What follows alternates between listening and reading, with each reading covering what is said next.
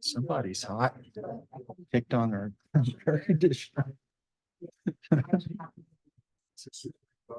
Well, Warm, but I was comfortable, but I really feel it. you didn't bring a sweater either. Welcome, Julie. Can you hear me okay? I can. Can you hear me all right? No. I sure can. Thank you. You can. Okay, great.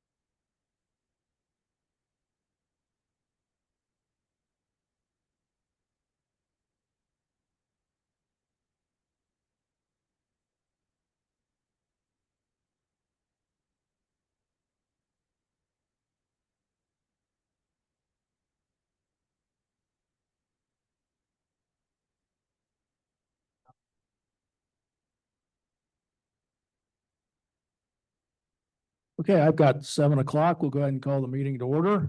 If I could have someone in Zoom land, identify if they can hear me. I can definitely hear you. Thank you. Okay, thank you. All board members are present, and if everyone would now please join me in the Pledge of Allegiance.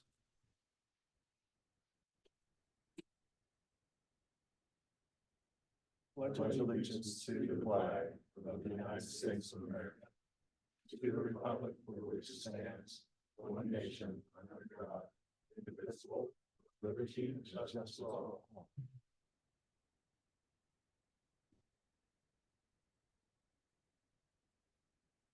Okay, we'll move right into item number 2, additions, deletions, or corrections to the agenda. If there are no, okay, go ahead. I do have a question about on page 2, 6A. I did not listen to the Zoom recording, but I wanted to clarify that the waive the application or application fee. Do you recall, Trustee Walker?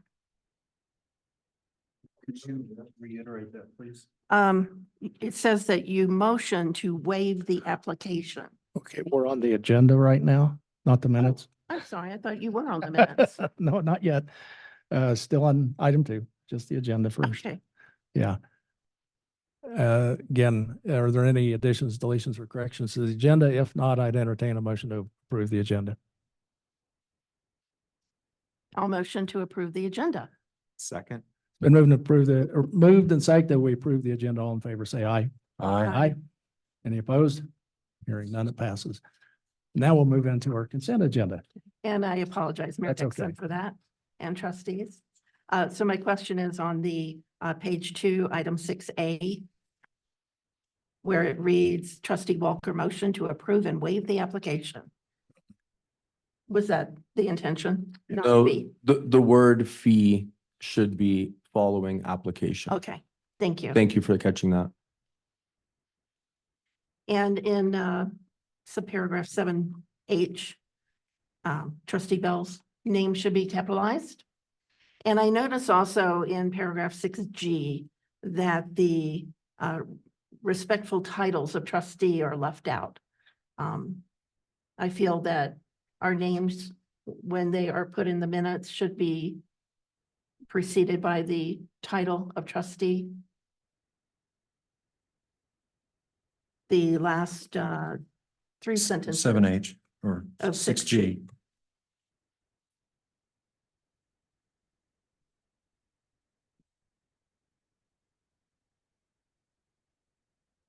Yeah, so I typically go back in and polish the minutes and I overlook that spot. And I agree with you that the title should precede the name. All right, thank you. Thanks for catching that. Okay. Any other corrections to our minutes? Hearing none, I'd entertain a motion. I move to accept the minutes as amended.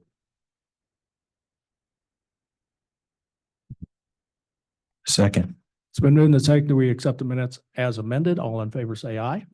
Aye. Any opposed? Motion carries. Okay, moving on to item number 4, reports by mayor and trustee. I'll start on my right this time with Nothing. trustee Key. Trustee Walker, And no report. trustee Ives, Nothing. trustee Bell. Just one quick note that I continue to make my rounds each Monday relative to the scorecard for staging areas. And there's very little activity in town, and I'll provide a copy at our next meeting of that. I'd like to go ahead and report and announce that, we went through a lot of work with FEMA over the past year. We have 5 projects with them. We have received, is it 1 or 2? Just the one? We've received money from FEMA for the largest project totaling in excess of $105,000. So that is good news. It will mean that 2023 is now in the black, I believe.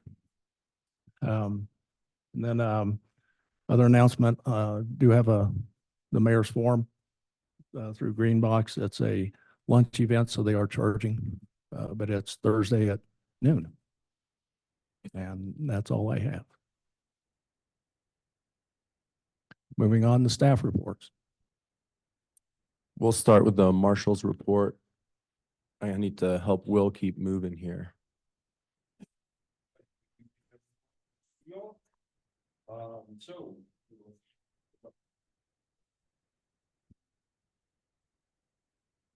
So coming into the summer months, things have picked up quite a bit. Total 42 calls for service this past month, ranging from fights, theft, harassments, all the way to your standard traffic stops and motorist assists. We had 4 incidents of other agencies assisting us, and 4 incidents of us assisting other agencies, those agencies being Manitou Springs, El Paso County. Our neighbors report has been completed. Citizen contacts have been uploaded. We have a new reserve that we just brought on. Her name is Alyssa Matos. And just today, we were working with some of her initial onboarding, not just the administrative, but the physical aspect of it with getting her set up with her belt and things like that. 21 hours were worked by our other reserves. Of course, Alyssa just started. Today was her first half day. Our CGIS FBI audit is in progress. That's for our computer systems usage. And then also right now we have a 1033 audit in progress, and that is actually done by the US military. We have 3 rifles in our armory that are on loan from them. And so they, of course, want to check in on their hardware occasionally. And other than that, that concludes that's the report. Thank you. Hey, trustees, any questions or comments? Thank you, deputy. Appreciate it. Okay, who's next? Staff report. Just a quick update on accessibility. We talked about this during the work session, so I won't bore you with too much, but I believe we're in really good shape. We're going to be utilizing the year grace period, quote unquote, under House Bill 1454 to make everything on our website compliant. Delighted to have had Shelley Scott Nash's help on that for coming on a year. She's been working really hard and I can't thank her enough. Saved the town a lot of money. Thank you for the opportunity to go to CML. I learned a lot. I took this list of classes while I was there over a couple days. And one of the things I got to meet Rob from Deckert Technology in person, among these other classes. So thank you for that. You're welcome.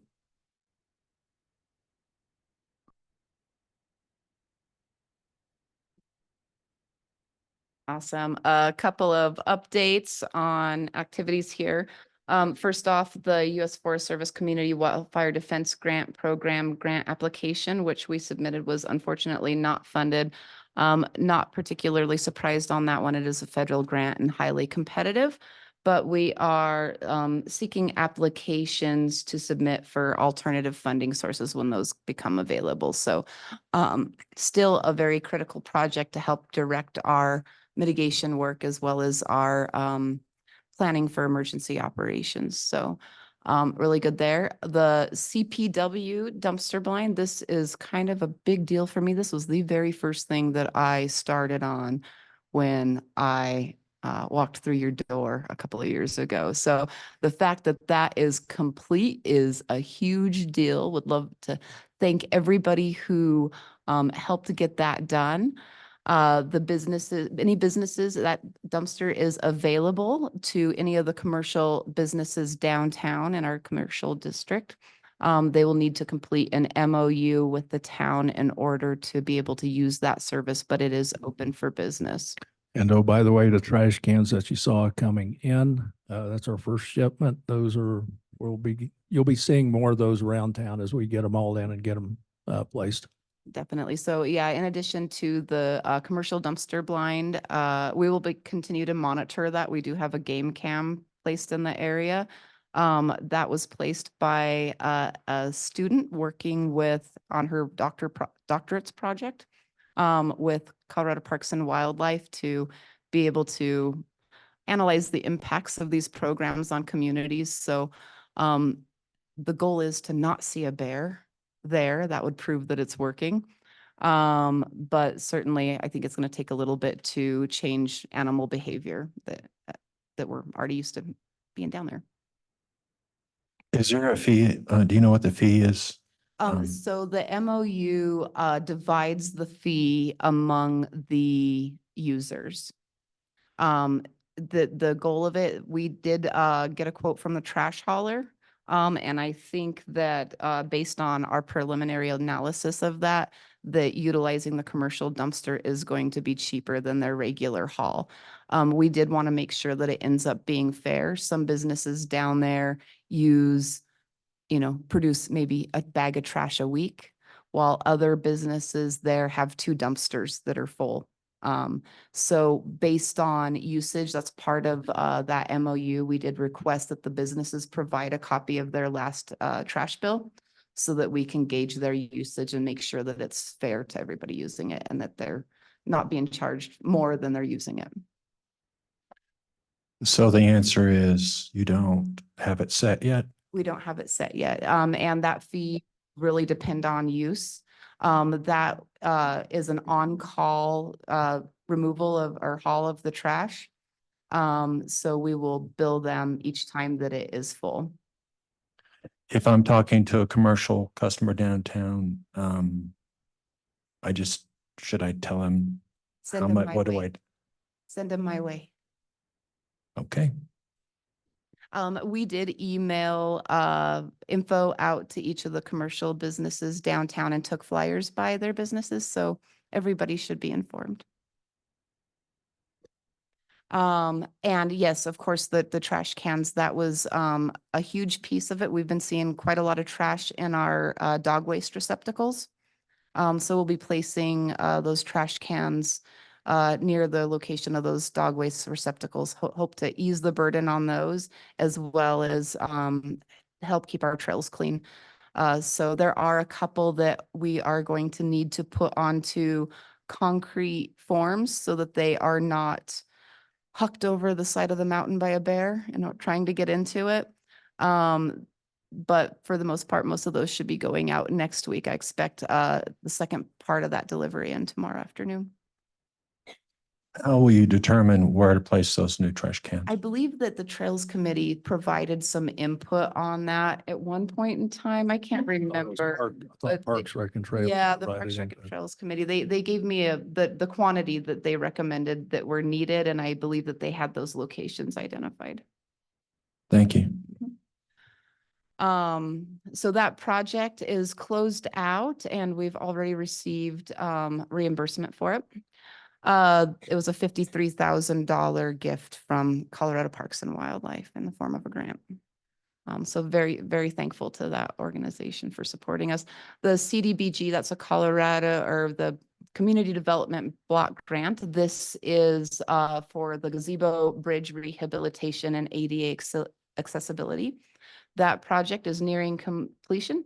The remaining work to be completed includes the installation of benches and some minor clean out. We will be closing that project out probably by the end of this month. We've submitted our preliminary, probably 95% of the invoices for reimbursement for that project. So that's going really well.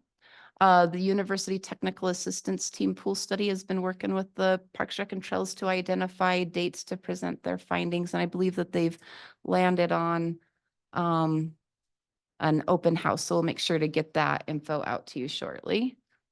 Our DOLA plan is coming in really handy. That's our comprehensive roads and drainage study. We're utilizing this plan and have included it to guide our work in our hazard mitigation assistance grant. That grant application draft was submitted the middle of last month, and we'll be working with Department of Homeland Security and Emergency Management over the next 6 weeks to finalize that application for submission. So that ends up being the portion of the work that protects the road work that we have done over the last summer. Fire mitigation is all underway. COSWAP, CUSP, Mile High Youth Corps, and our Kirkpatrick. Team Rubicon did have to reschedule due to some illness among their flanks. But they are, I believe, rescheduled for August. And outside of that, Green Mountain Falls got to host a site visit for the Colorado National Guard to show off the Mile High Youth Corps project area. So that was kind of a huge deal. The Colorado National Guard is looking at putting together a veterans program that would run very similar to the Mile High Youth Corps. So that was really cool. As Mayor Dixon discussed, all projects are submitted to FEMA except for our Catamount Creek project, which will require that the flows in the creek be reduced in order to accomplish that. We are expecting being able to do that in the next couple of weeks, but it really depends on flows down there. Planning support, land use code implementation. This has been an ongoing process. I believe that we're really starting to make some progress there, and I'm thankful to Baseline and all of the applicants that have been on this journey with us. I know that it hasn't been easy. Would like to thank everybody for their patience. Pool is something that I am very proud of how it's going this year. We've got a great staff down there and so far everything's working. It looks like we have had quite a bit of usership there. It was straining, I think, our chemicals there for a little bit, that amount of use. But we got a new pool cover and I think that we were also losing a little bit of our chemicals degrading as a result of the UV rays going in there. Yes, But- and special thanks to Jennifer Forbes for pointing us in the right direction. Becky and I were having trouble finding one, and she managed to find a website that kind of steered us in the right direction. Yeah, it was our regular supplier had gone out of business, so definitely thanks to her for that. The Ute Pass Avenue Bridge, I will have an update later in your packet on that. And again, I just wanted to thank everybody who attended the Colorado Municipal League Conference. Really great sessions this year, and I hope that there's something that you were able to take away and bring back from that. Any questions for me?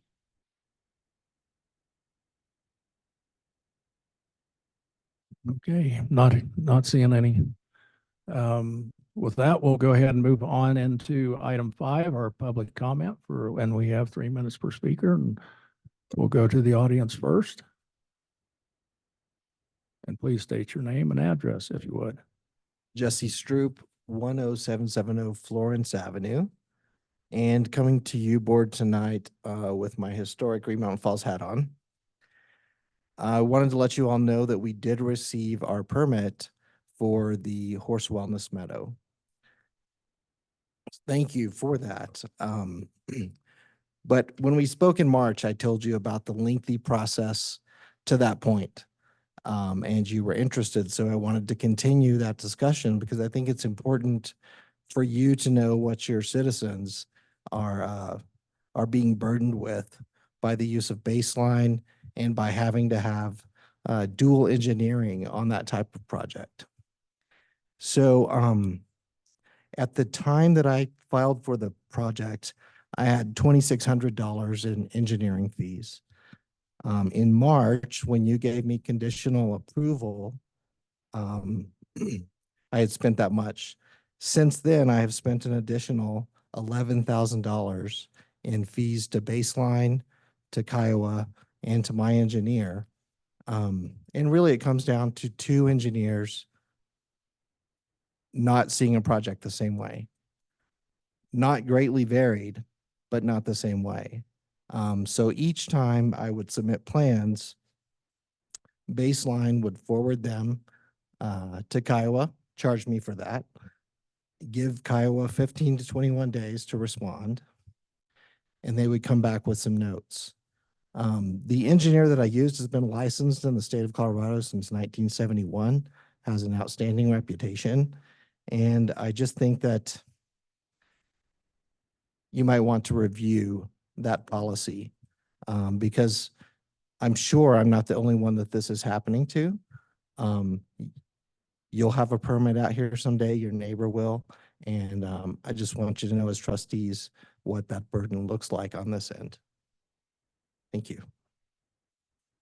Thank you.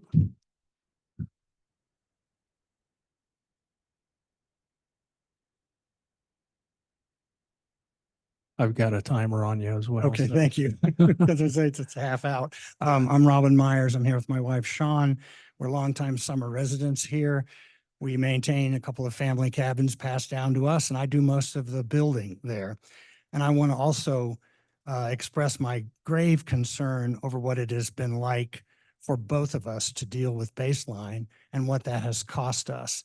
In March, I applied to build a small carport, freestanding carport on the back corner of my drive. I paid the $750 application fee, and then Baseline assigned Mr. Andrew Baker to me. I got a short phone call from him and he said there were some things in the application that weren't complete. Could I submit a plat map, which I did? Then could I submit the plat map with the person who did the plat map, drawing the carport in the proper place with the proper setbacks. Mike Lambert did that for me very kindly. Then I was asked to send it electronically because they didn't have a scanner. So I went to FedEx and paid for that and sent that. And then I was told that there needed to be a full engineering review by Kiowa to build a carport. And I had made clear in the application, no concrete pour, no grading, no utilities. This is basically 4 posts holding up a metal roof to get the car in out of the hail. Okay. So I objected to that, wondering what that would cost. And then I got a bill, a pass-through bill from the town for baseline services for $1,126. And all I had done was exchange some emails and have one phone call with Andrew. So I began to realize it was going to cost me more to apply for and permit this carport than to build it. So I withdrew my application. Bo was very kind to pull me back in and to help mitigate the costs, and he's been very helpful. And I want to thank him for that. I still don't have the permit to build the carport, so I don't know whether it will get done this summer or not. The more serious problem involves my wife, who has 2 adjacent properties, and she wanted to do a minor lot line adjustment, give herself a little more property on one, take away a little from the other, and employed Ollie and Eric Watts, who have been in that business 45 years, as you know. They did their work. We paid them their professional fees. I thought everything was fine. Engineers stamp, everything looks good. These are the people you've trusted to do this work forever. And then Baseline said we need to do a review of the work of Ollie and Eric Watts. They did the review. The Watts were highly critical, as you know. Some of you have seen those emails of the competence of that work. My wife paid an additional $600 to pay for the review. Now there is a second review underway that has been going on for quite a while, and we don't know what that's going to cost us. So what I want am I up? 3 minutes is up? Yeah, I need to finish up. Okay. All right. Thank you for hearing me out. We need to do something. I'd like to hear him finish, please. We allow 3 minutes per speaker. Just make an allowance. Board, do we violate anything by allowing? You can ask him to make his closing comments. How about 30 seconds? I'll do it in 30 seconds. Some big questions. Who is the client here? Who has hired Baseline? And do we want a situation in which property owners are essentially without recourse for Baseline to order up any review at once and charge us for that without any notification? This does not seem like a good way to do business. And I think that the 3 of us will be the first 3 people to come to you with these kinds of complaints, but that they will continue. So I hope we will re-examine our relationship with Baseline. Thank you. Thank you. Other commenters in the public? Yeah, go ahead. I just wanted to introduce myself. My name is James R. Bolins Jr. I live at 4025 Stone Dyke Drive, Colorado Springs. I'm running for the State House of Representatives in District 18, which is your district.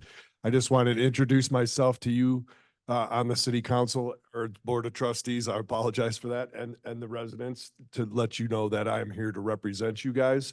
If you have any questions, or when I get up to Denver in January, if there are issues, I saw you had some HB numbers on there. And so those are things that I should know about a little bit more. So I appreciate you for letting me speak and coming to visit you guys here today. And if you ever want me to come here and visit again, and if you have things that you want to discuss about what's happening in Denver, please get a hold of me.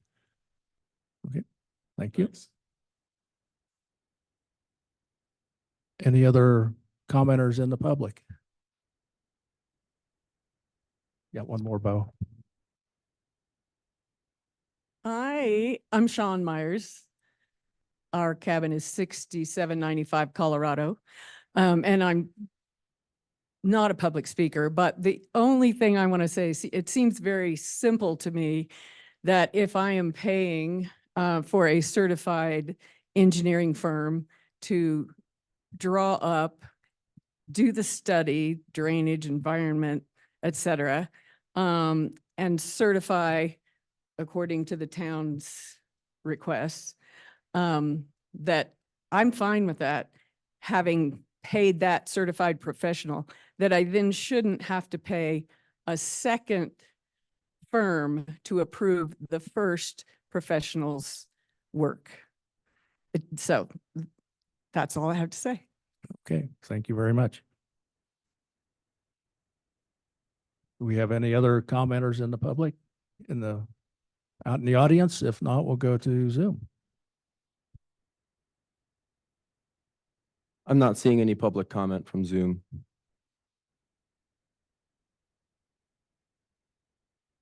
Okay, with that, we'll move on to our public hearings. One of the hearings is an appeal. This is the kind of one of firsts for us.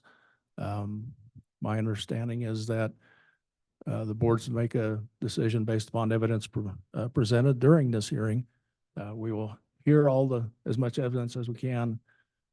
First, we've got actually 3 public hearings, and then under our business items is when we'll actually vote. And with that, I'm going to try to run it just like we run just a regular public hearing, since I have a procedural document here. With that, we'll go ahead. It is 7:28. We will open the public hearing on the appeal on 10565 Foster on the variance, and we'll start with staff on this.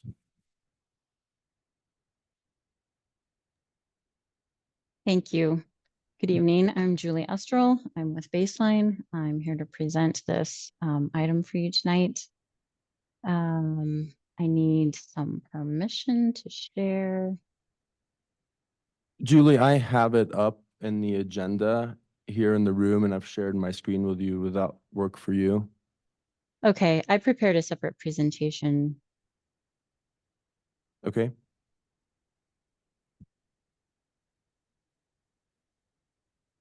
Would you please email that presentation to Bo? I did. You should be able to screen share now. Okay. Thank you.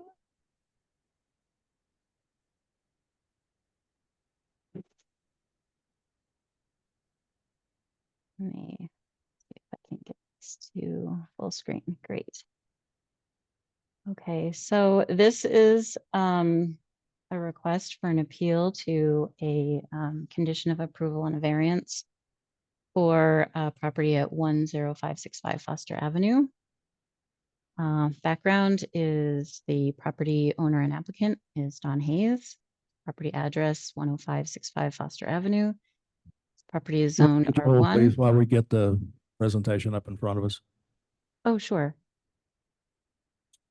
Can you not see my? We're good to Screen go share? now. I just need another Okay. moment. Thank you. Okay, I'm on the background slide.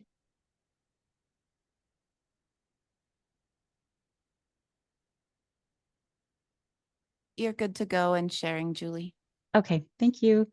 The property is zoned R1, low density residential, and the existing land use is a single family residence.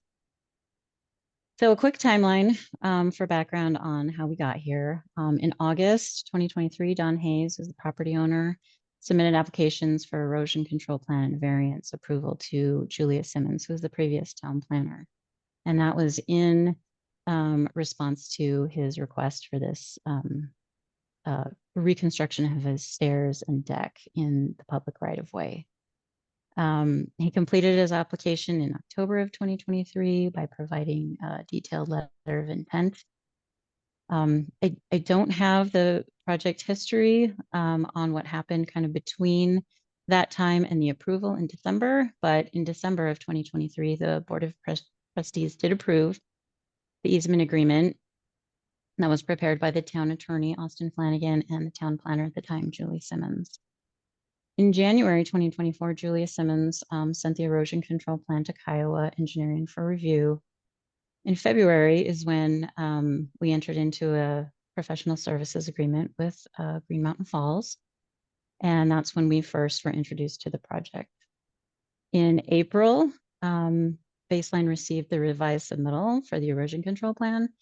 and I sent that to Kiowa for review. In May, Kiowa approved the erosion control plan. And in June, after public hearing notices were processed, we presented the variance request to the Planning Commission. I have the condition at the end of the presentation, but they approved the variance with the condition regarding the right of way. These are the staff reports that exhibits that I presented to them. And I think there was a little confusion. We did go through these. I kind of sketched on the screen during the meeting, kind of where the setbacks lied and where the approved easement existed, and where the proposed deck and existing stairs were. Also included with the easement agreement, or with the staff report, was this easement agreement Exhibit B, which shows the easement agreement along with the proposed deck, which measured 10 feet on the east side and 14 feet on the west side. Or reverse that, 10 feet on the west side and 14 feet on the east side. So for your board staff report, it seemed necessary to provide a combined drawing, kind of showing everything together. So this is what was in your packet and explains more clearly the location of the easement out into the right of way from the property line, the location of the 15-foot variance, which is back into the private property from the property line, and then it shows the existing stairs there that are in that kind of cobbled hatching pattern, and then the brown area there is their proposed new deck. So in reviewing this, after the Plan Commission decision, we determined that the easement agreement involves a public right-of-way, and that was approved by the Board of Trustees. The variance involves the private property within the front setback, and that was approved by the Planning Commission. Those two different bodies hold the authority over those two items. So when the Planning Commission conditioned their approval of the variance, that altered the easement agreement that was previously approved by the Board of Trustees. And that's why we were bringing this appeal to you tonight. This is the Planning Commission action to approve the front setback variance, but to restrict the new deck construction to the limits of the property. So the property owner would like to continue to use the approval by the board as outlined in the easement agreement and be able to build across his property line. So we're recommending approval of an appeal of the Planning Commission variance decision to remove the condition of approval for a 15-foot variance to the front setback of property located at 10565 Foster Avenue. That completes my presentation now. I do have the slides from the Planning Commission for the review criteria, if you would like to revisit those. At any Yes, time. I would like to have those entered in as evidence, please. Sure, they're included here with the presentation. So here was the original location map from the PC presentation, the street view of the property, the proposed deck plans, the review based on the land use, the comprehensive plan, and some public comment that we received, the general approval criteria findings, which staff found were in compliance. This is a continuation of those general approval criteria. And then the findings of the additional approval criteria for variance, which staff found those in compliance as well. And that is it. Would you like me to keep this up or present a certain slide or stop sharing? I have a question. Can we Sure, of course. see what the Planning Commission packet actually contained? Yes, let me pull it up quickly.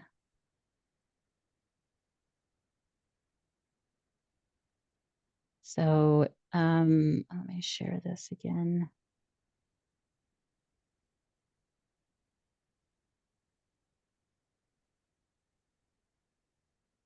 So the entire packet was included in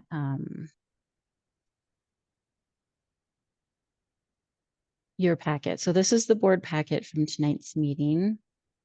And if you scroll through, here is the beginning of the Board of Trustees staff report with the same findings that were included in the Planning Commission meeting in our summary. And then this is the Planning Commission staff report and packet. So this is the staff report here. The findings. This is the beginning of the combined application. This is the application for their variance, their letter, their ILC.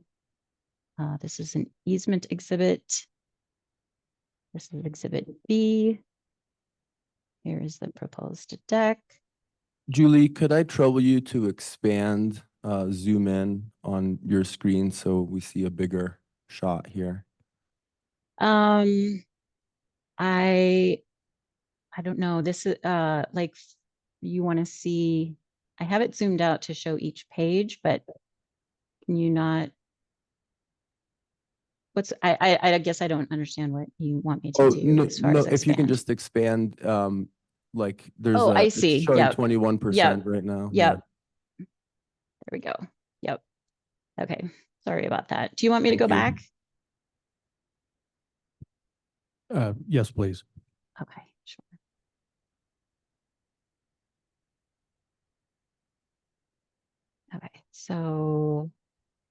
Okay, so here is the Board of Trustees presentation, as I mentioned, or staff report. Here is the Planning Commission staff report and packet. So this is the combined application, which is the attachment to the staff report as part of the packet that went to Planning Commission. So here's the application. This is the cover letter or letter of intent. This is the improvement location certificate. This is easement exhibit that was prepared for this project. This is showing the exhibit E. Let me just move my, yeah, so I can see that the whole thing. Okay. This is exhibit B that was included in the easement agreement. Here is the proposed deck. This is the grading and erosion control plan that was approved by Iowa Engineering. This shows the location of the residence, the proposed deck, and the proposed reconstruction of the stairs. These are drawing construction details. This is a sketch of the proposed deck construction. This does show a different size with 8 feet and 12 feet. And I talked with the property owner, Don Hayes. He said that this was the original drawing before they had determined that they were going to agree on the 10-foot and 14-foot diagram as shown in the recorded easement. This is the decking materials and construction requirements. There's an additional easement that was in the folder that I inherited from Julia Simmons, so I included that. And then here is a copy of the easement agreement itself with the signature page. And then this is the letter from the neighbor who was concerned about possible encroachment on a side property line. We discussed this at the Planning Commission and determined that those issues were private matter between property owners and that we could assist them. However, they requested our assistance to process a lot line adjustment or whatever they decided upon. But that it wasn't relevant to the approval of the front yard variance. And then these are the assessor documents that were accompanied the citizen comment letter. So this is the citizen's property. And then this is the applicant's property. And that is the end of the packet. It appeared that the actual easement exhibits and the easement itself had been separated in the packet. Is that accurate? They were in different locations. That is accurate. At the time that I prepared the packet, I did not have a copy of the fully recorded document with the exhibits attached. And I received that from Bo after the hearing.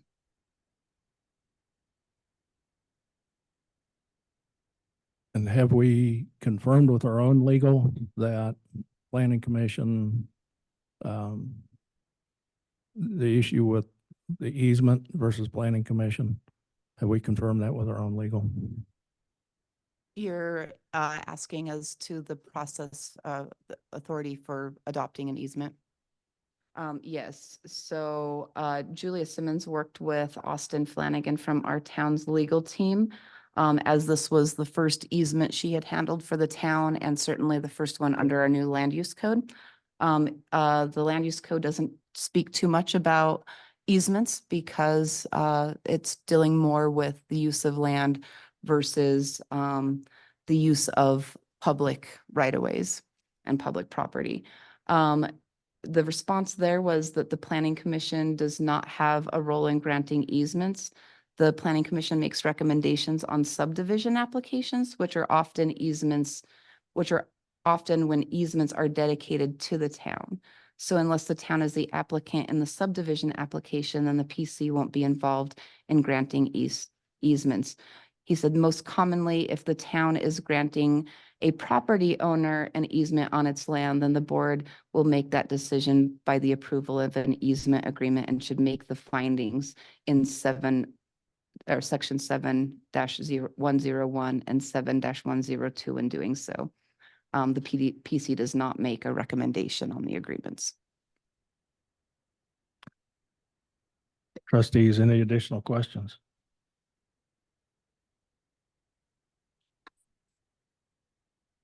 Am I understanding the reason why the original easement request wasn't, didn't originate with the planning commission?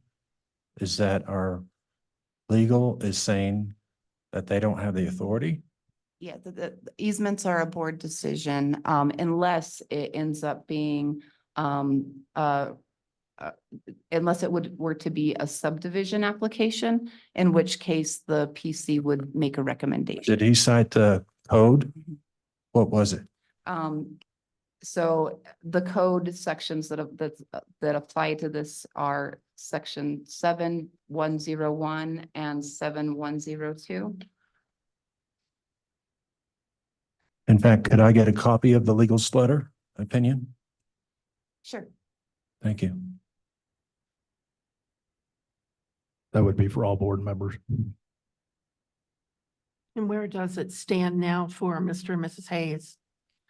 So that's the next piece of this. Typically, an easement and a variance would be for this type of a project would be handled concurrently.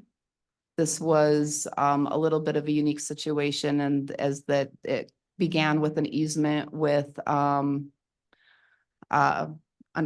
our former town planner. It was identified that it also needed to have a variance, but typically this would come before you at the same time. A variance would be approved by the Planning Commission prior to the easement being granted by the Board of Trustees. So this is a little bit of cleanup as a result of the implementation of the land use code, as well as transition in staff in that department. where it stands for Don Hayes now is that he is unable to exercise what has been granted to him in the easement without the approval of the variance. Did I answer that? Would you agree with that, Julie? Yes, planning commission did grant the variance, but with the condition that he has to limit the construction of his deck to his property. So in order for him to build his deck as originally planned with the easement agreement, he cannot do that with the condition that the planning commission applied.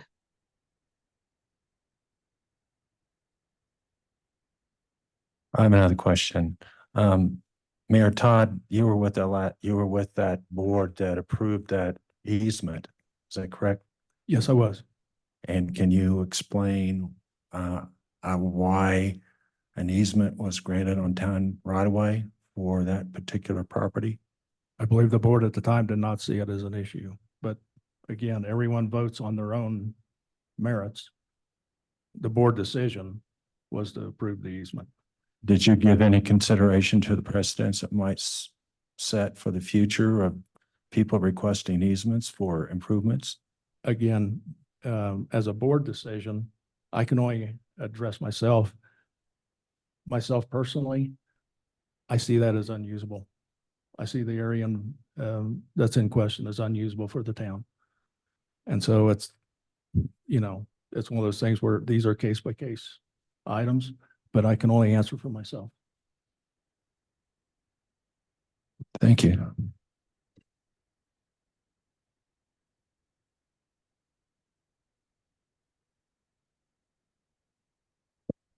And for clarity, do we understand, given the planning committee's acceptance of the variance under its condition, what the deck how it would appear? Is there a plat for it? Julie, are you able to answer? Yeah, sure. So it would appear in the same shape, or maybe longer. There's no real plan for, Don hasn't explored what he will do if he has to build it on his property. I suppose it's the closest corner of the property to the property line is 6 feet.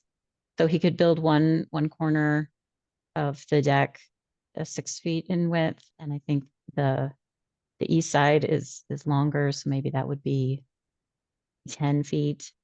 I guess he would have an option to build a longer deck or a wrap-around deck, since he does have the full 15-foot variance. Thank you. That was sufficient. I have a Okay. visual of it now. I do. Sure.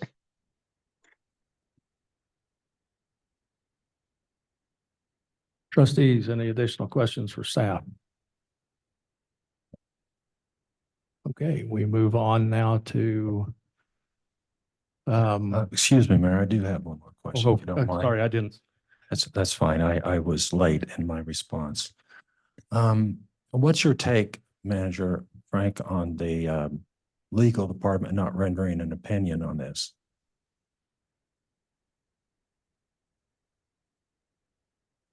I'm not sure I understand your question.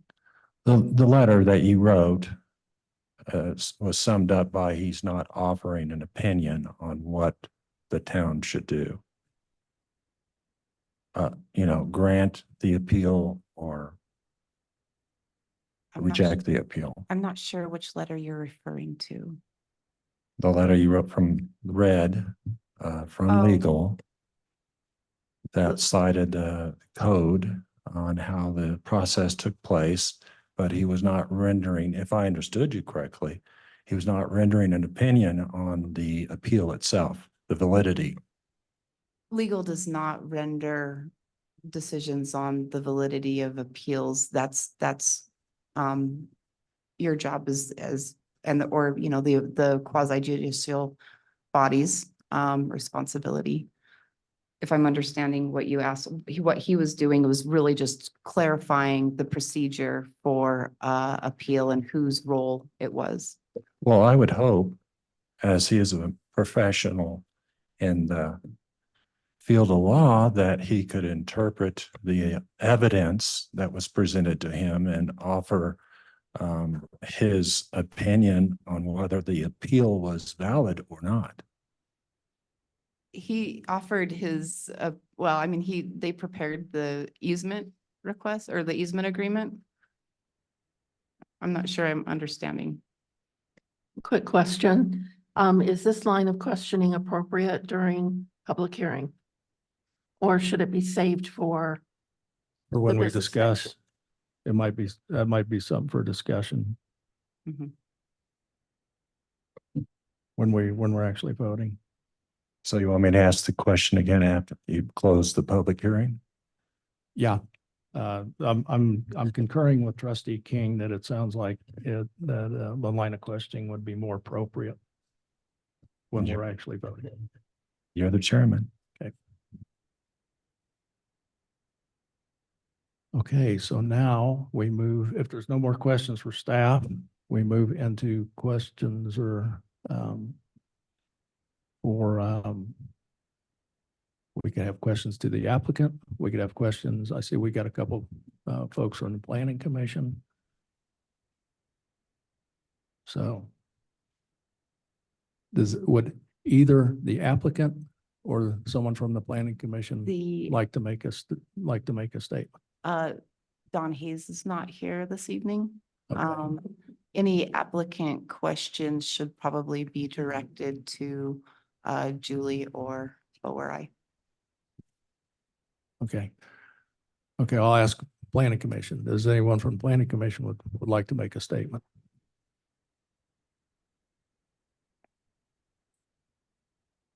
Randy Morales, Chair of the Planning Commission. So when we met on 11 June, we were asked to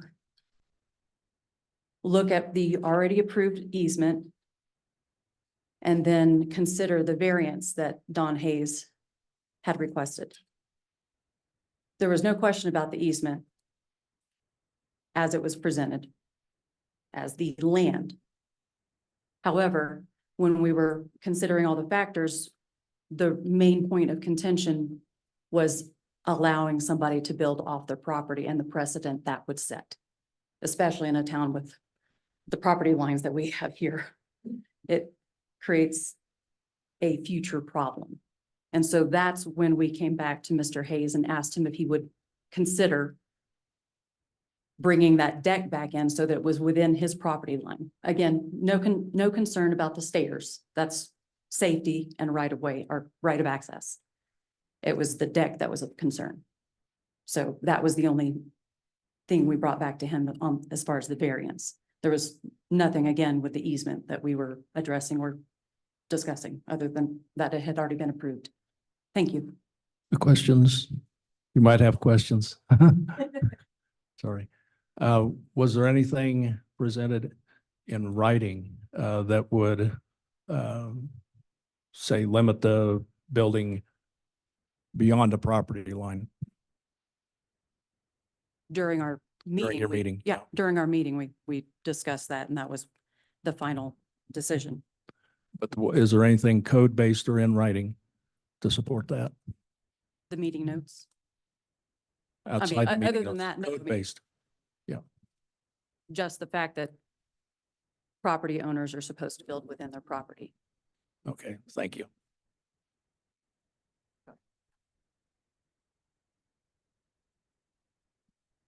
Good evening, Rocco Blasi with the Planning Commission. I do disagree. There were questions about the easement that the only person who could try to answer it at the time was the applicant. We had nothing in our package other than a map showing what was granted. There was nothing in writing that described the easement or the purpose of the easement. So it was a rather confusing meeting. And before I begin to comment, can someone explain the basis for the appeal? And who's bringing the appeal? Again, it's you're presenting evidence. So please limit that to. I guess and my I think question the is. questions for the board. Yeah, so can what's come the up. basis of the appeal? What is your evidence you're presenting? So you're In not other gonna words, you're answer asking my a question. The question needs to be asked of the board during when we're voting. I guess I have a question for Baseline. Uh, Who's bringing the appeal? Is it the applicant or is it Baseline? Can someone please answer that? Yeah, can I answer? If Guess I you'd need like, approval. I- Okay, yeah, it was determined between town staff, the town clerk, and the town manager, and Baseline staff, including myself, and the planning director, Ben Thurston, to appeal the decision based on an error of criteria for review, which is in the code under the appeal section. And we determined that since this was no fault of the applicant, that town staff would appeal on his behalf. So I find that very telling that town staff is appealing the planning commission's decision. The applicant is not even appealing. This is effed up, bottom line. But your decision tonight regarding this appeal will have long-lasting and far-reaching implications on town land use for years to come. I offer my perspective as planning commissioner, where we strive for a fair and consistent application of the land use code. The Baseline planning contractor provided the planning commission a list of additional approval criteria that a variance, an exception to the land use code, must meet. You have it in your agenda packet on page 4 of the report. Baseline reviewed if, quote, an application of the code would result in practical difficulties, end quote, for the applicant. I term this item hardship for the applicant. At our June 11th meeting, all the planning commissioners agreed that the property access using the existing stairs posed a demonstrated hardship. However, there's 2 issues under consideration. Besides the property access, the second issue is the applicant wants to build a new deck from scratch. Not only does the proposed deck fail to meet the land use code setback requirements, the proposed deck would actually extend over the private property line and encroach on land not belonging to the applicant. So the planning commission, seeking to be both fair and consistent, offered a compromise. Allow the applicant to create a better stairway access to the property and allow a variance to build the proposed deck up to the property line, thus waiving the setback requirement. You're asking our chair if there was anything in writing in the code about addressing this. Well, we have a 15-foot setback requirement from the front. We agreed to waive that and have the applicant build actually right up to the front property line. So ultimately, the planning commission decision reflects concern over allowing a dangerous precedent for allowing private landowners to actually build across their property line onto land not owned by them. At no time in my 6 years as planning commissioner has the town ever allowed an applicant to build a new structure on someone else's property. So I ask you trustees to deny the appeal, uphold the fair and consistent planning commission decision, and please get a hold of this town because it feels a little out of control when town staff and Baseline are appealing the decision of the planning commission. They don't have standing to do that. So I'm imploring you to please do your job and please lead the town because I don't like the direction this is going in. I will stand by for your comments. Trustees, questions? Since it is a public hearing, do we have anyone in the public that would like to comment? You'll have to speak into the mic and say your name and all that.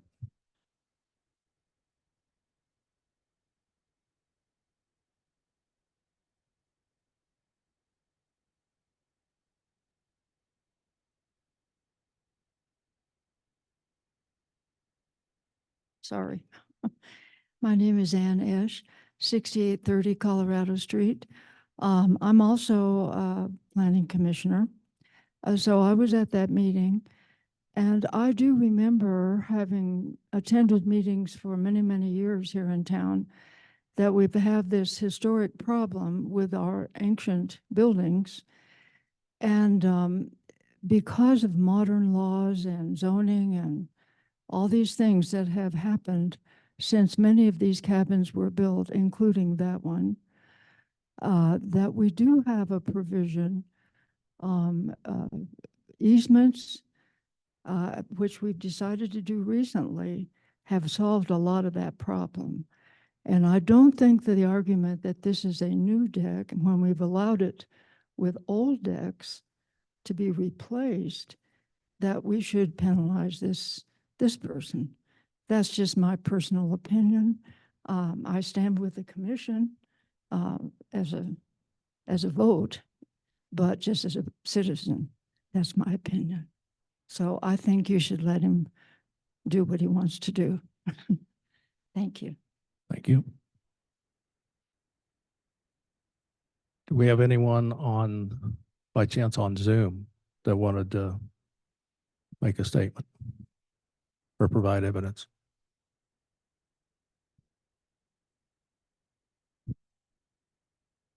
I'm not seeing anything coming in from Zoom. Okay. Trustees, do you have any last minute questions for any of the people who have spoken? I don't have a question, but I do have a comment to make. It's always an interesting process when you go into a hearing. One's always looking for the information that's not presented. And I compliment Mr. Blassie for his diligence in studying this matter, as I have. And I find it highly irregular that the appeal has not been made by the applicant. That's all. Thank you. Okay. Trustees, any other questions? If not, it is 8:04 and we will close the public hearing on the appeal. We will move into the public hearing on UPass Avenue Special Event Liquor License Application, item 6B. And again, we'll start with staff.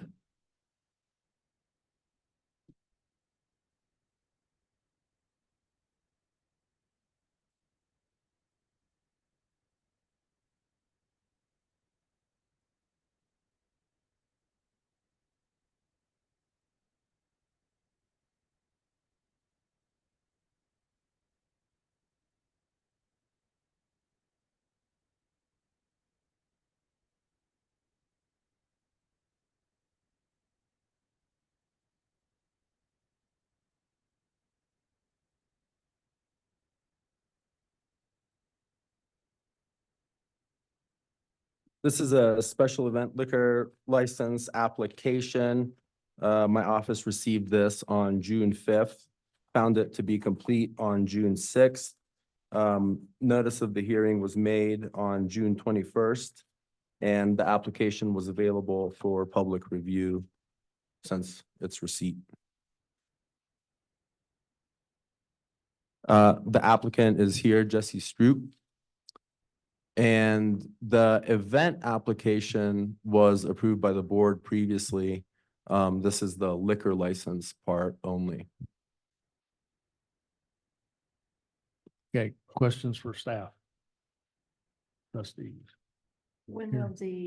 will the liquor be served? Let me find the date here. It's No, scroll on. when, not the date of, what time? I think it says that in it. Keep scrolling. Keep scrolling. Right there. Scroll back. 8 PM to 10 PM. Okay, thank you. Oh, yeah, thanks. Trustees, any other questions? If not, we'll hear from the applicant now. Justin Stroop, 10770 Florence Avenue, Green Box hat on. And we applied to do this for our event this coming Saturday. We will be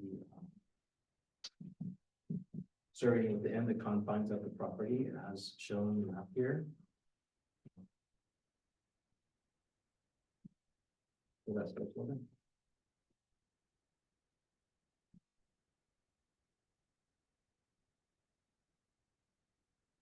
Trustees, any questions for the applicant? Now move, thank you. We'll now move into any public questions, comments, I mean, since it's public hearing. Start with the audience first. I'm not seeing any hands raised. What about on Zoom? Nothing coming in from Zoom. Nothing coming in on Zoom. Okay, with that, it is 8:07. We will close the public hearing on 1073 4 Ute Pass Avenue and open it on 6690 Lake Street.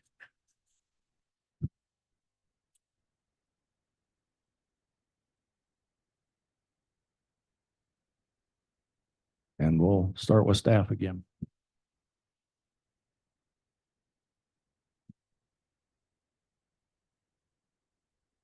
This is a special event liquor license application for 6690 Lake Street.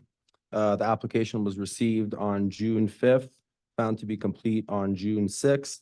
Notice of the hearing was made, notice of the public hearing was made on June 21st, and the application was available for public review that entire time. The applicant is present, also Jesse Stroop. And you might scroll down to when it's being served again, since that was a question previously. Looks like the same hours.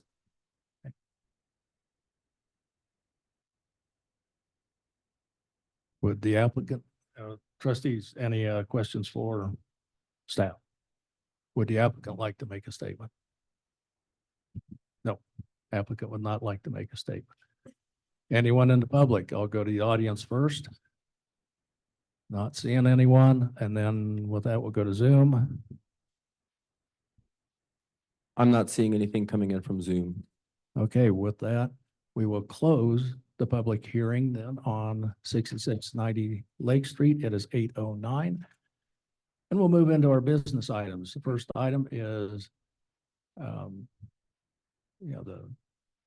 A's, B's, and C's aren't quite. We'll do the appeal on 10565 Foster variance. And here's where we go into comments from the board. And I do have, and if I can start, I have a handful already. First off, I'm not sure the planning commission had all the information necessary at the time. With having the especially the easement agreement separated within the stack, it can be very confusing. I think there's a lot of lessons learned and potential new opportunities to help get things straightened out. One of which is, are we actually writing the easements correctly? So yeah, that is a question in my mind, because really we actually have a legal document from December that basically has the plan in it. And then with that in mind, and especially if planning commission has no authority in the easements, why did it even go in front of the planning commission? To me, that's another potential item we need to take further review of. It is a legal document. The diagram is in it. If I was the applicant, I would think I'd be done once I had that easement. So those are my thoughts, and I'll kind of go down the line and see if anyone else wants to comment. Well, I've got multiple comments, but I think the first thing is your assertion of why did planning committee need to review? And I thought it was clear that because of the variance with setback, that's what gave them jurisdiction. So is that correct? that's kind of what baseline's saying, but I'm going from a legal document standpoint that says, here I've got a legal document that shows actually the deck and the stairs in it. And it's signed off by the town. It was approved by the board. If I was the applicant, I think at that point I'd be done. I question the need for a variance at that point, since we actually had a signed legal document. But as a point of clarity, is the legal document for the easement or for the variance? I accept that a plat was included that included the drawing. Yeah, But that's where I kind of question, did we actually write the easement to begin with correctly by showing the actual improvement, not having the language in that says, oh, by the way, you need to go get the construction improvements done now, or the construction permit basically the variance in this case. But again, I mean, here is an easement that basically shows exactly what they want to do. That's already been approved by the board and signed off. You know, to me, having to go through the extra push-up of a variance at that point is, sorry, having to go through an extra push-up at that point for a variance, even though, we're saying, oh yeah, you need a variance to get your setbacks. We've effectively already approved it by the board by having an easement that has the actual diagram in the easement exhibit. And so I would think that to me just sounds off. If you'd like, I could speak to that from, is that all right? Yeah, go ahead, please. Okay, so reviewing the files that were left behind by Julia Simmons, I did see that there was some indication, I believe it was on a staff report regarding the easement, or it could have been on the letter that she sent to Kiowa Engineering regarding the referral request. But there was some indication that the easement was to be the first in a multi-step process to get this new deck and stairs approved. And that the erosion control plan and the variance would be additional steps after the easement. And Baseline has spoken with Becky and Bo about the fact that we feel that was a little bit out of order and that the variance should have been approved first. But that still doesn't really address the point that we now have an easement agreement in place that actually has basically the deck diagram already in it. It does, but as mentioned, the board has the authority over the easement and the planning commission has the authority over the land use variance process. I think it is extremely confusing why in this particular case, why would we have to pursue an additional variance when we've already got something in writing? To me, that's extremely confusing, and I'd be confused as an applicant myself. Yeah, I can't really speak to the decision around that order of events.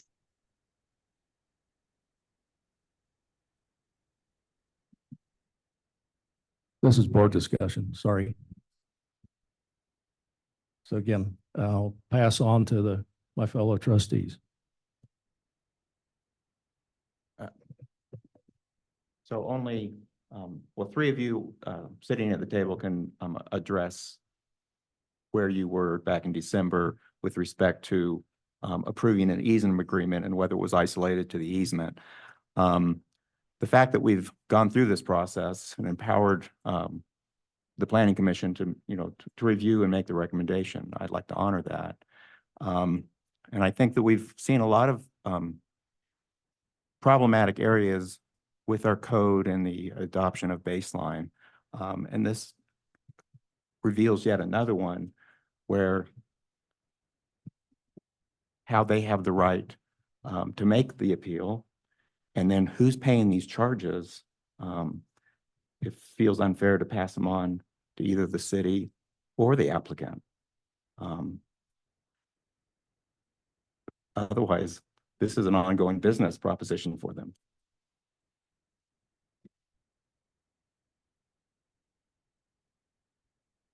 Trustees, other comments? Yeah, I'll make one. I just want to reiterate that in essence, the appeal that we're debating is within administration and the board. It's not even with the applicant. So if there was mistakes made, fine. Okay, we all make mistakes, but let's correct the mistake and move forward. And I think the correction of that mistake is to reject the appeal and move forward with the PC's variance request or recommendation. Anything other than that, I think is irregular. Thank you. Trustees, other comments? Back in December, we were presented with the easement, a document and a detail with the trust in our planner and our staff. And at that time, it just looked like useless piece of property to the town. So having that trust in staff and planner, we voted and agreed. What is our option? Can that be rescinded?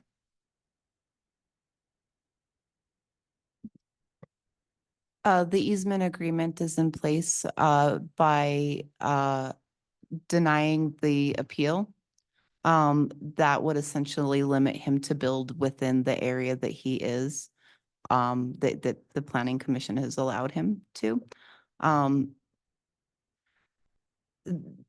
Which is absolutely up to you guys, and an alternative, certainly. The other thing too is that, you know, and I'd have to look at the street view on there, but there is town right away there that's being used for things that oftentimes go in the right of way, such as utilities.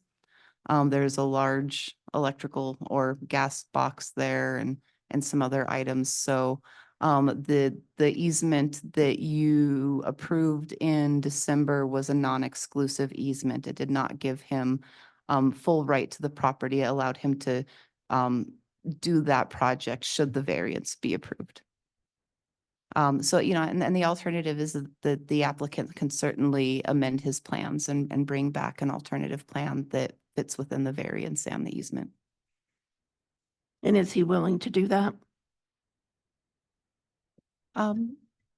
If that's his option and he wants to build some stairs, I imagine he would be willing to do that. We have not, I haven't, Bo's had most of the contact with this particular applicant. So during the work session, this was described as a cleanup from what was voted on in December to clean up the process. I certainly don't want Mr. Hayes to incur any charges, additional charges.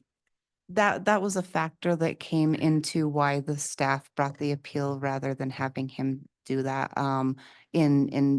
And I believe that when Bo discussed that and we were looking at the project, the cost of appeal, he was already burdened with the cost of going through the process. So by the staff bringing the appeal, that was really our intent, was to not have him have the burden of doing so when we had identified an error in a procedure. Thank you. I'd like to move that we reject the appeal. I second. It's been moved and seconded where you rejected the appeal. I'm going to do a roll call vote. I'll start with, to my left, Trustee Bell, I vote to reject the appeal. Trustee Ives, I vote to reject the appeal. Trustee King, I'm going to abstain. I am just not comfortable with either way. okay, I reject. and I'm I'm going to vote personally nay, because again, I feel we're kind of going against something that's already been, a legal document that's already been approved. So So is your name? it's a nay. It's a nay on the reject. Okay. You voting to reject, you have 3 rejects, 3 yays, 1 nay, and 1 abstain. So the appeal's been rejected. And we will now move on to our next business item, the 10734 Ute Pass Avenue Special Event Liquor License. I'm going to motion that we approve the application. Second. It's been moved and seconded that we approve the special event liquor license application for 10734. All in favor, say aye. Aye. Aye. Aye. Any, Discussion? yeah, okay, hang on. We'll go discussion first, sorry. And I'll call for a vote again. It looks like the applications are switched. It does. And I'm seeing that here. Did you notice it earlier? Just briefly at the end when you guys were in discussion. So let's review that real quickly. So I want to make sure that if we are voting on the pool, that application is 7B. And if we are voting on the farm stand event, that is 7A. Let's do 7A first, the farm stand event at 6690 Lake Street. Okay, so we're switching B and A.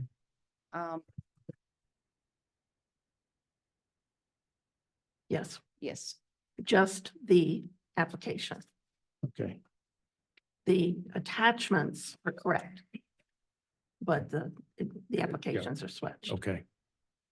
So then our first vote will then be for the farm stand at 6690 Lake Street for the special event liquor application.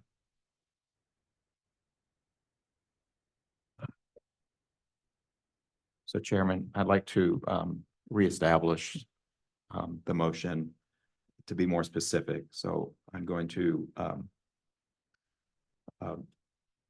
vote that we approve the application to 6690 Lake Street, the special event liquor license. Second. It's been moved and seconded that we approve the special event liquor license application for 6690 Lake Street. All in favor, say aye. Aye. Aye. Any opposed? Hearing none, motion carries. We'll now vote on the liquor license for 10734 Ute Pass Avenue, which is the pool. So Chair, I would like to make a motion to approve the liquor license application for 10734 Ute Pass Avenue. Second. It's been moved and seconded. We approve the special event liquor license for 10734 Ute Pass Avenue. All in favor, say aye. Aye. Aye. Any Aye. opposed? Motion carries. So now our next item is the pool facility rental application, correct? Yes. Okay. Trying to find it here. I'm lost in papers. So the matter before you this evening is that we do not have an established rate for rental of the pool. It's not come up to have it be rented by a private organization before, and so therefore it's not on our fee schedule. We have a 2-hour minimum on our gazebo. And I'm trying to remember, is this a new form or facilities rental application? Yeah, so that's exactly right. I had interest expressed in renting the pool, and we have been brainstorming ideas on how to expand revenue and have that become more profitable. I don't know if it'll get there, but be less of a loss mitigation maybe. And an additional asset to the community. Yeah, so I modified this form and just got into the fee schedule and realized we don't really have a facilities rental fee in place, so we're just looking for guidance on that part of it. I think 15 and a quarter at 200, that'd be $3,050 maybe. So just looking for a number to plug in there from you guys. Have you researched other pools? I have not. Because I know if I wanted to have a small party there, $200 an hour, that's outrageous. It depends on the facility. I can pull up Woodland Park Aquatic Center. Of course, this is a little bit different than Woodland Park Aquatic Center, but I can certainly pop that open real quick while you're. And is this supposed to be inclusive of the lifeguard fee? So, The lifeguard is paid separately by the applicant. So in this particular scenario, in the future, as this becomes used more, if it's not paid for by the by the applicant, if they don't have the ability to provide a certified lifeguard themselves, we can look at utilizing our own lifeguards. It so happens that in this case, the lifeguard being utilized is also works part-time for the applicant, so he's able to use her.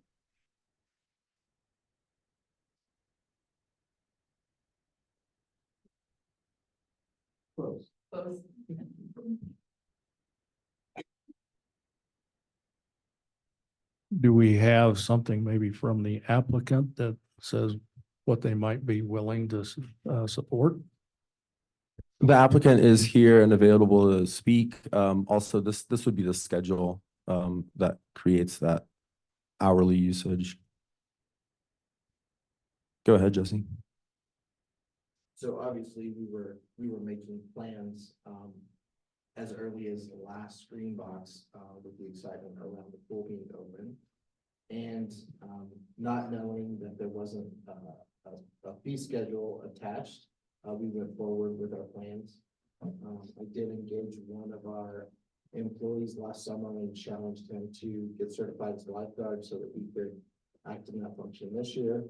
So we are providing our own services, the pool, and I'd like you to consider $1,000 cost for us to use the pool with the schedule that was presented.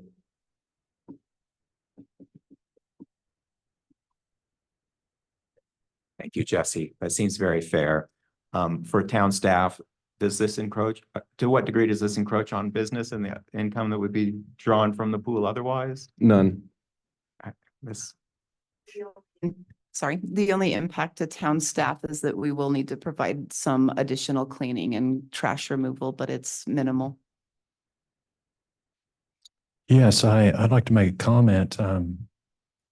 I would like to see a fee set for private use, obviously, but in special cases, I think that the board in the past has the privilege of waiving the fee schedule. And so in this particular case, since I don't see the town incurring any direct expenses from this from these events, I just would make a motion that we waive any fees to Greenbox. Okay, we have a formal motion on the table. Is there a second? I disagree. May I speak? Yes, yes. Because the town does have to incur cleaning charges, trash removal, as our town manager said. Well, how much money does Greenbox give to this town? And how much revenues do they generate for the businesses? I don't have those exact numbers, but I do understand the value of Greenbox and the Kirkpatrick family. They're very valuable to our town. But we waive and waive and waive, not only for them, but for others. I would volunteer to clean up after the party, so the town wouldn't have to incur the cost. Other discussion? We do have a motion on the table.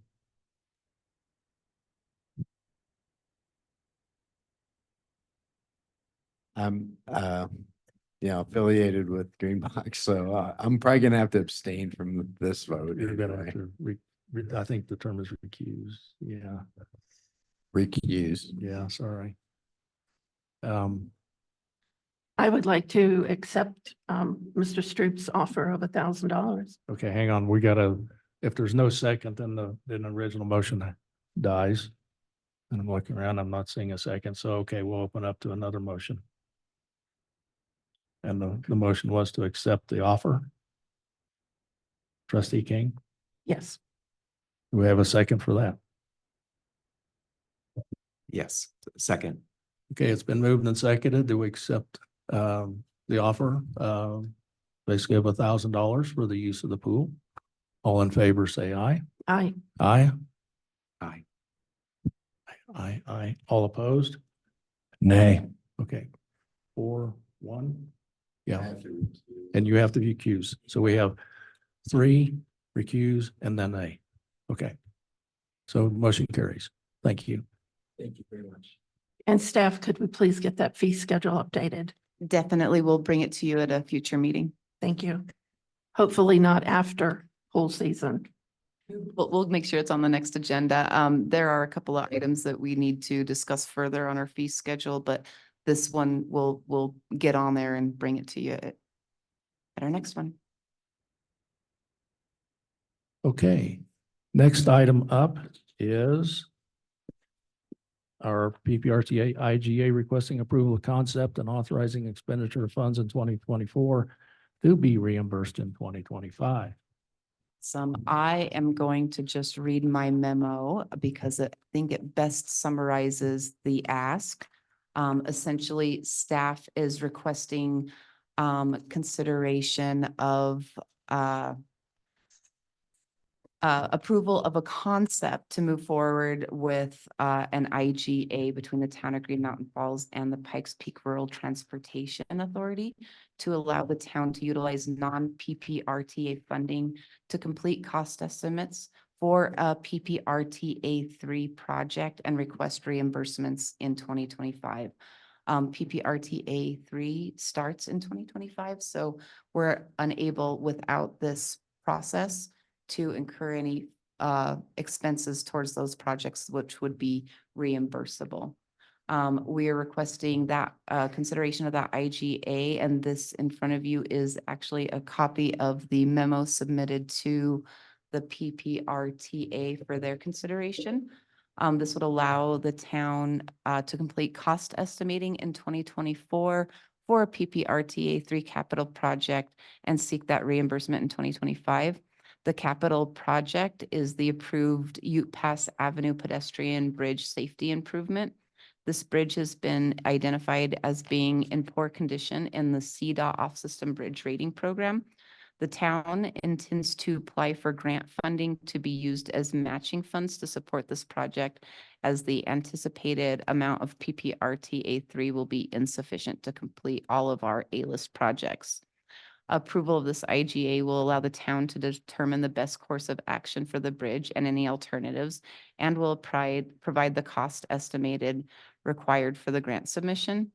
The anticipated cost that the town will seek reimbursement for this project is expected to be under $10,000 of the approximate $94,000 available for Green Mountain Falls capital projects in 2025. If the board does approve this concept, we are requesting that, and it'll go to the PPRTA board as well. We are requesting that the PPRTA board's attorney prepare a draft IGA, intergovernmental agreement, to submit to the town's attorney, which will be brought back to the PPRTA and to you all for consideration at a future meeting. In addition to approval of the concept, we are also requesting this evening expenditure of those funds so that we can move quickly once the IGA has been completed in order to get grant applications submitted prior to their deadlines. And I do want to state for the meeting that Colorado Springs and El Paso County have already done this process. This is not an uncommon process for the Yeah, RTA. they've set the precedent. So. Trustees, any questions, comments? Question, I understand this is a conceptual approval. Are we approving any money being spent?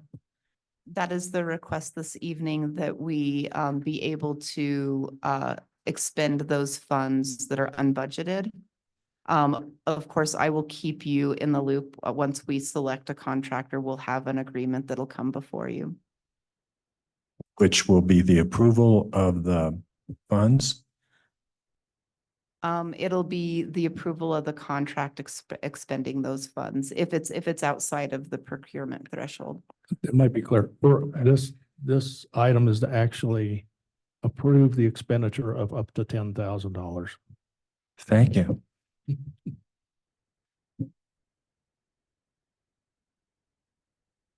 Okay, trustees, any more questions, comments? If there are none, I'd entertain a motion.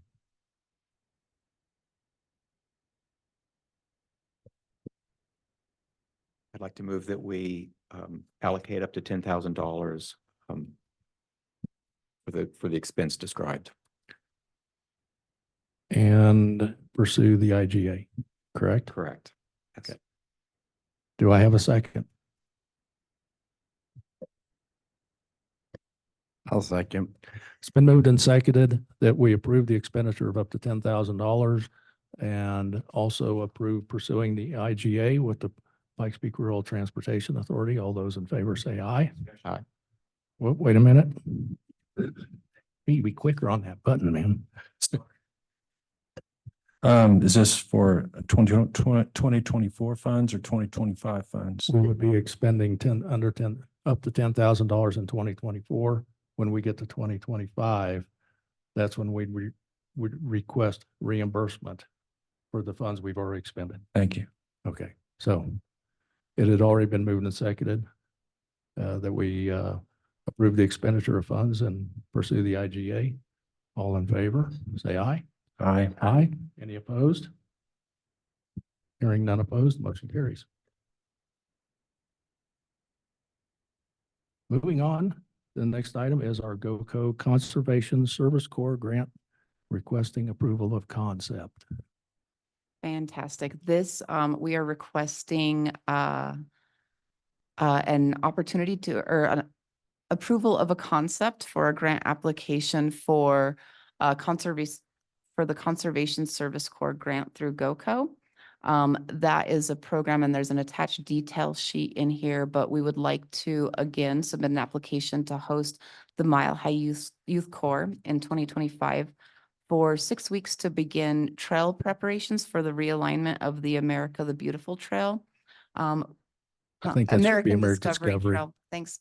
It was a typo in my memo here. We do have submitted an application to the Community Development Block Grant in El Paso County to construct, install 4 pedestrian bridges for that project. This would help get those connecting pieces at least started. We are also asking for 2 additional weeks to do trail maintenance, which would primarily be tree removal and brush clearing. We have had some reports of some trees coming down on several of our trails, want to be able to address some of those problem trees and improve trail safety. This application does not require any town match, although on most youth corps projects, we have been providing a porta potty for them and access to the building so that they're able to come in out of the shelter if they need to. That, huh? So the only other thing here is did speak to members of the PRT. They are happy to help me work on this concept for grant submission if approved. So this application is due August the 14th. Was looking for approval of your concept before we can begin working on that application. Okay, trustees, any questions, comments? So the access is to town hall for their respite. Mhm. Okay. If there's no more questions, comments, I'd entertain a motion.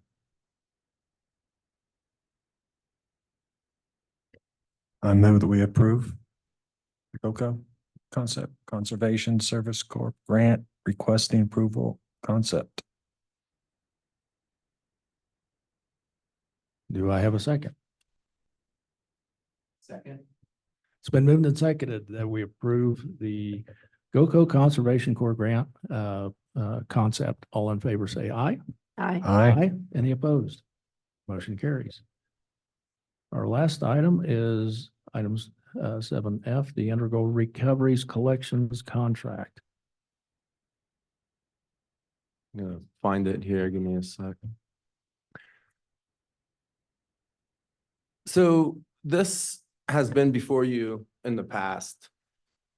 And the reason it's back, so Integral Recoveries is a collection service. The marshal, especially his department, writes citations, parking tickets. We're trying to enforce hiker parking. And historically, we haven't had a lot of success recovering anything for their time doing that. We don't really have a mechanism, like we can't issue a warrant over a parking ticket. And we've had trouble, collecting that penalty that was assessed. So I talked to our prosecutor, Deborah Island. I just asked, what the other municipalities do. She recommended these guys. They're used extensively throughout the state for this kind of a service. So Integral Recoveries charges 25% of the amount that you're trying to collect as their fee. We are a statutory town and we're bound by an 18% cap. We're not allowed to assess a higher fee on top of a citation or whatever. So I've been at a standstill with these guys. I tried to negotiate with them and that didn't go really well. So I reached back out to legal and Deborah. In the meantime, so this has been probably like 6 months since this was in front of the board.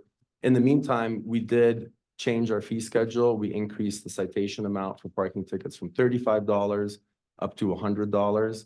And I'm proposing that the town covers the 7% difference to pay Integral Recoveries for their services. So they would be charging, whoever got the ticket, 18% on top of the fine amount. And then we would cover from our take, the 7% difference. We would. But it's bridge that addition, gap. it's higher if it goes to court, right? It's 35%. Yeah, what I and read. there is stuff in there. It's higher. So So we'd have to cover that spread as well. exactly. Thanks for bringing that up. So it would be a minimum of 7%. And I think the 35% was the high end cap. So But it beats getting zero. it beats getting zero. In here somewhere, I think it's following this. Their success rate is about 40%, if I'm remembering right. Let's see if I can find it here. And that's across all municipalities. So that's pretty good. That's, yeah, it's 40% more than nothing. So, yeah, here it is there. So in about 18 months of working to collect, they're hitting just over 40% as a success rate. And that fee is paid out upon collection. It's paid out upon Right. collection. It wouldn't be monthly billing or anything like that. So, when I initially pitched this, I was really excited. I said, it's not going to cost the town anything. And I just felt like it should, come back before you for, clarity about that and guidance on paying that fee. How much do we have in outstanding fees to collect? So well, it's kind of seasonal. And we lose our ability to go after them at some point. But I have a folder full of unpaid parking tickets. Give me an order of magnitude. 1,000, 10,000? No. 100? What is it? Yeah, I mean, I don't know. I guess there's 50 or less. you know, The number historically. of citations. Yeah, and this isn't just from 1 year. This would be, you know, I'd really have to go back and do some digging, but we have been, it seems like it's become a higher priority to enforce parking in town. It's become more of an issue, and the marshal has been aggressive. He's responded to those calls, and we've kind of advertised at these meetings, you know, hey, call the marshal's office if there's someone blocking you in, or, you know, blocking safety vehicles, right, if they're out on the road, encroaching on the road that way. So we have been really aggressive. Like, we have court coming up on the 11th, and we probably have 10 parking tickets in there. And what other kinds of fees would be covered? Like, I mean, or what other kinds of fees are outstanding besides parking citations? Sure. Well, it's up to us what we send their way. Other things that are delinquent are like occupancy tax. There's all kinds of stuff. So just trying to add enforcement to, you know, our fee structure and the marshal's work. Give it some teeth. So does the staff have a recommendation on the breadth of the outstanding items? So I hear parking clearly. Is the list longer? Is there other things? There could be other cases. Parking tickets is gonna be most of it. That's gonna be the bulk of what they get from us right now. Other citations, the judge issues a warrant. You know, it's handled differently, so I could work on getting you a number. I'll jump in real quick. So basically, this would be a tool that we could use to enforce anything that has a fee or a fine assessed to it, such as parking tickets. There are a number of things in our fee schedule that have a fee or a fine assessed to them. But for the most part, those items, code violations, right, are one of those things that we could utilize to enforce the payment of those code violations. So those ones are a little bit more significant in our fee schedule right now. We have a code violation penalty of up to $2,650. So if it was something that was really significant, that an issue that came up, it could give you some more teeth in enforcing it. Yep. So the 35% if litigation is necessary. So in my mind, that means that we have given them a citation to collect on, and they are going to file suit in their name to collect it. So they would then have a court filing fee, a service of process fee, which could run $100+ How is this 35 cents? 35% is, are we paying any of that, or is that covering? That's their charges? That's their charge. And also, I've dealt with collection agencies that merely buy the Debt. tickets Mhm. for a percentage, and they handle it all. Is that what these people are proposing? No.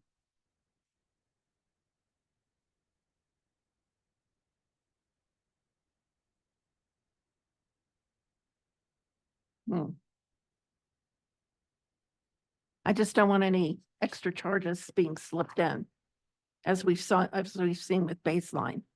Definitely. And you know, this is by and large, I think most people are beginning to pay their parking tickets. The hope is to not have to use this too much. It's not a huge issues, not in the big grand scheme of things. There's not that many tickets getting handed out, so it's relatively small number of issues. I have a general question for us. I'm sitting here at the table. I'm in favor of collection, particularly for the parking citations. But how we feel about the expansion of that list. I understand the possibility. You made it clear that the possibility is to expand the list without clarity about what that list is inclusive of, whether we're approving for all things at this point or for a defined list. I would actually be in favor of including all things. I And mean, that's the nature of my we're getting, question. we're getting kind of more into the fire mitigation and, you know, trying to do the enforcement with the trees and whatnot. And I could easily see someone saying, no, come get me. I think that's fine, but I think all things has to be defined specifically. Each item has to be approved. What we're gonna send collections after. I would want to apply it to anywhere I could in the fee schedule. And you know, it sounds harsh and stuff, but the alternative is pretty ugly in some areas too. Like, you brought up the nuisance tree ordinance, you know, if there was town charges incurred, the alternative to this would be placing a lien on the property. And that's, you know, nobody wants to do that. It's also time consuming, and then it's diminishing values, right? We have a lot of legacy properties. They may not actually change hand on the market for a long time. So, you know, a $1,000 lien in 56 years might not be worth our time when we finally recover that. So, I don't know. That's my take on it. Thank you. So is our fee schedule inclusive, fully inclusive? Is that, It's because it's not going to include parking violations, correct? well, no, parking violations Are are in the- are in the on fee there. schedule? And in Okay. the fee schedule, we increase the amount to $100. That Okay, getting that all in right. place is what allowed us to increase, you know, and levy that higher amount. So there's things that need to be added to the fee schedule, like facilities, rentals, stuff like that. Some of these things are never going to be an issue. The gazebo, I won't book it unless I've collected the money. We're never going to go after someone after their wedding, you know? But there's some things that are tougher to, you know, people are less eager to pay that, you know, amount, and it might help us with that. So. Yeah, go ahead. I will have to have some numbers before I can make an intelligent decision on contracting a collection agency. And I'd like to hear from the marshal. He's the one that requested it, right? He's definitely all for it. And we can put this in a future packet. As far as numbers, my firm understanding from a lot of conversations with Lorenzo Yurita over there is that there's no fee. I mean, they recover, we get what we're owed, and then they collect their fees. And with the caveat that, you know, there could be 7% No, or more to bridge that gap. well, the numbers I'm talking about are our outstanding collections, our outstanding, collections. Is it, you know, if it's something less than $1,000, it's not worth the process of going through. Well, I think for me, it's as easy as just referring it to them. I think I send an email with that in it. So it's, you know, entering into the agreement is no cost to the town. And we would only incur costs as they were recovering fees. Okay. So. Well, in my opinion, it's all a function of how much money that's outstanding to the town. And if it's not much, it's just part of doing business.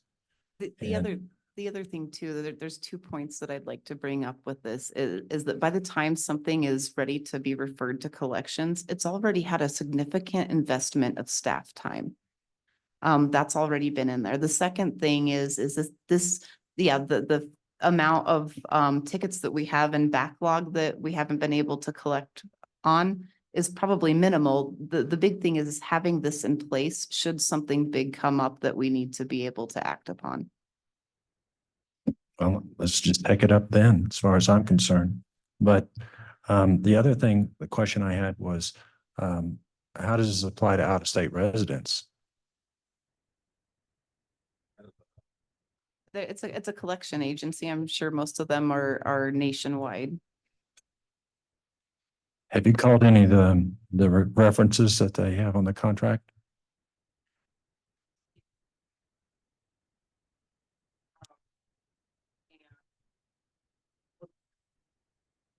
Also, our prosecutor works for other municipalities. And she had a lot of good things to to say about their success rate, but Yeah. here's what I was looking for earlier. This is a list of other jurisdictions in the state who are using these guys. It's a pretty long list, so this is part of it here, and then it goes on for a page. So they're widely used here in the Yeah. state. Okay. for- Other thing for is I'd be stuff. opposed to a perpetual contract. And then how much collection fee can the town charge on a particular ticket or citation? It depends on state statute, though. There, most of the tickets have an up to amount, and so on our fee schedule, when you're looking at that, there is a state statute reference on there, and those are such things such as our notary services. That's determined by state statute. There are some other statutes that apply to various things. But when we went through this fee schedule and it was adopted, it was done with balancing the board's appetite for charging fees and the need for enforcement, and the marshal was a part of that. So definitely something that we should be reviewing each year. And so the answer to the question is, we don't, it varies. It varies. So could we have information on that fee schedule and the variance?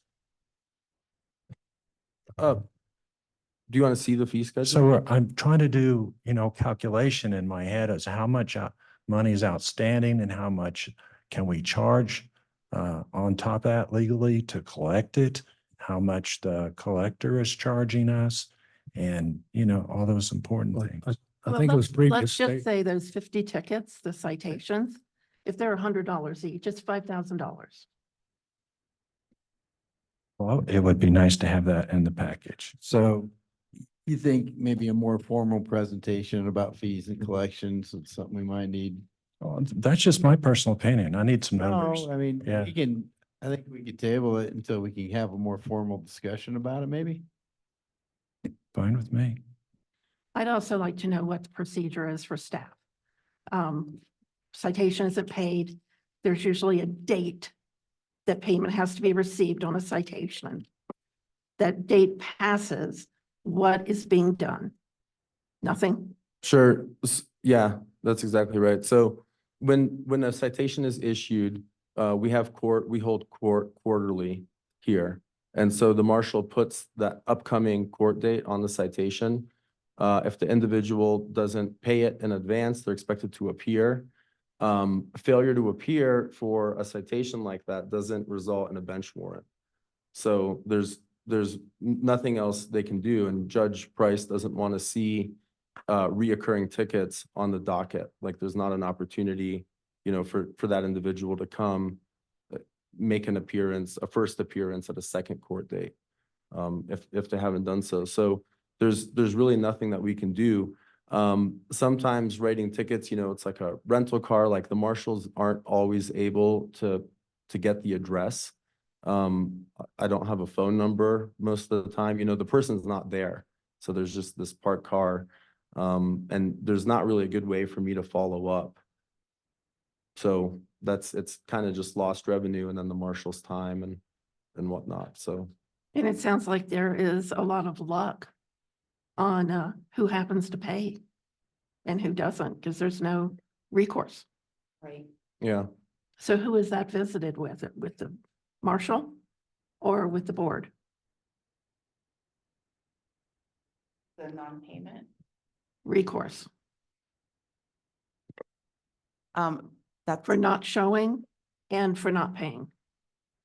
So correct me if I'm wrong, but I think that if they don't show up to court, the recourse is then the judge puts a fine on them. Right? They're assessed the court fee, which is $25. And then I'm authorized to send it to collections at that point. That's an important distinction too. I'm not Right. gonna start sending things to collections instead of, sending emails to the individual or, doing proper billing. Right. So it would really just be a last resort, but, at the point that there's a failure to appear and that court fee is also assessed, then I'm authorized to send it on to collections. And that would be what most of these municipalities do, really utilizing this. And I can see why they would want to do it because they're big. Especially like Cripple Creek. I mean, they're gonna have a lot of vehicles going through, Yeah. but I'm just surprised that we don't have any follow-up. We don't have any follow-up. Because you said you've got 50 tickets over the last few Right. years. And they're unenforceable without a mechanism. Right. I think this is a, fairly simple issue. It sounds like we want a little bit more data. I'm generally in favor. I will review the fee schedule. I'd also like you, when we address this, is to come forward with the staff's impact. You're talking about how much, time and energy is spent right now. Is there going to be a net savings? And that would be, I think that's also valuable in the decision-making because your resource is valuable to us as well. In addition to the 40% that we might recoup. So my motion is that we table this, allow staff to present us with more information. I'd also like to see a copy of a citation. Do I have a second on the motion? Second. Been moved and seconded, we table this item for a future meeting. All in favor, say aye. Aye. Aye. Aye. Any opposed? Motion carries. Last time, any discussion items? I would like to see if we could get an agenda item for the planning commission for removal of the secondary engineering review. I've been stung by that too, and that's just. Definitely. So what I'd like to propose prior to that, and Planning Commission is certainly invited, that we have a work session with Baseline. They can tell you explain to you the reason that is there. Basically what it comes down to is that the applicant's engineer, they provide the documents for their project. They are providing information on the applicant's behalf. The review that the town requires is to protect the town's interest right away. I would think that'd be a discussion that would come up at the planning commission and then also at the board with whatever the recommendation would be. So And board, I'm just kind of making a statement. Would you like to see that planning commission address that second engineering review? I would like to see it, but it needs to be board wide. Yes. Okay, we got at least 3 of us saying yes. But yeah, that explanation would come at the planning commission and more than likely at the board.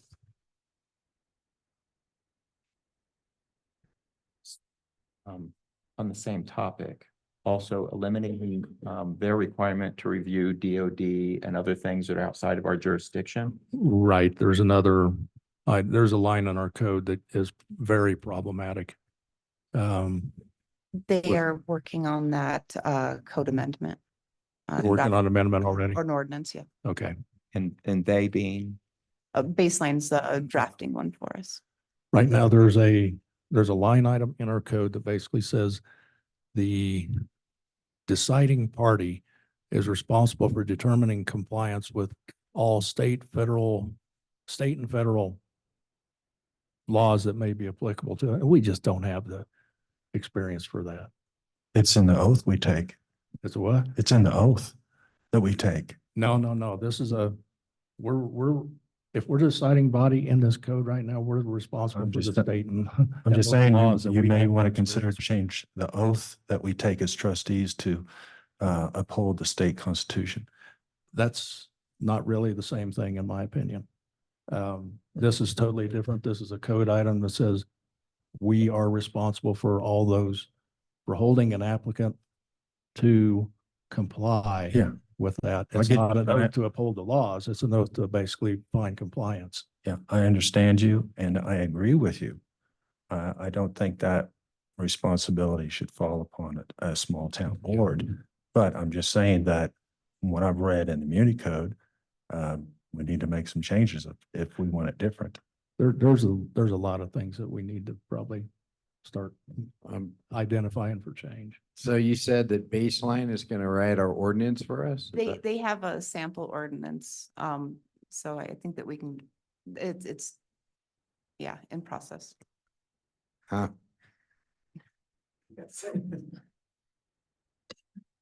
Okay, any more discussion items? I have mentioned in the past that we have a list of tabled items that we haven't acted upon. And I know that you're keeping a list.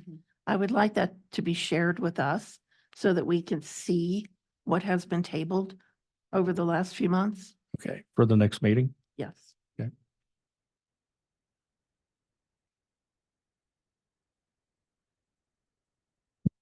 And I can also add that as an agenda item. It'll be an agenda item for the next meeting. Thank you. Could be an information agenda item, but it can still be an agenda item. Mhm. Okay, any more discussion? We have our final public, if not, not seeing any, we have our final public comment period. Do we have any public comments? Looking at the audience, I'm not seeing any on Zoom. Nothing on Zoom. Okay, it's 9:08. I am adjourning this meeting.